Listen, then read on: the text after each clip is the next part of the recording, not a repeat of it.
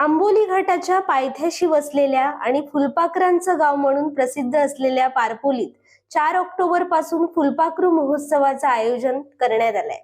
हा फुलपाखरू महोत्सव निसर्ग प्रेमींसह पर्यटकांसाठी पर्वणी ठरणार आहे।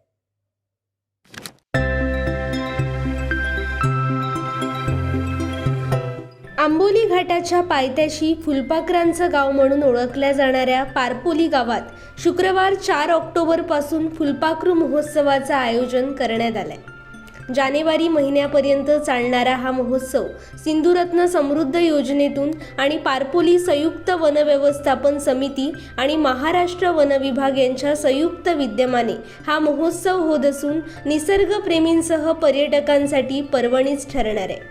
4 ऑक्टोबर रोजी सकाळी 9:30 वाजता होणाऱ्या या फुलपाखरू महोत्सवाचे उद्घाटन जिल्ह्याचे पालकमंत्री तथा बांधकाम मंत्री रवींद्र चव्हाण, शालेय शिक्षण मंत्री दीपक केसरकर आदी मान्यवरांच्या उपस्थितीत करण्यात येणार आहे।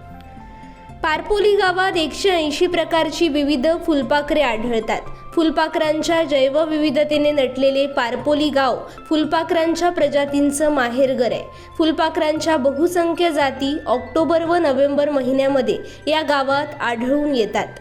Malabar banded peacock, Malabar tree nymph, Malabar raven, Malabar spotted plate अशा विविध प्रकारच्या फुलपाखरांच्या जीवनचक्राचा अभ्यास करण्यासाठी निसर्गप्रेमींसह पर्यटकांसाठी ही पर्वणीच आहे।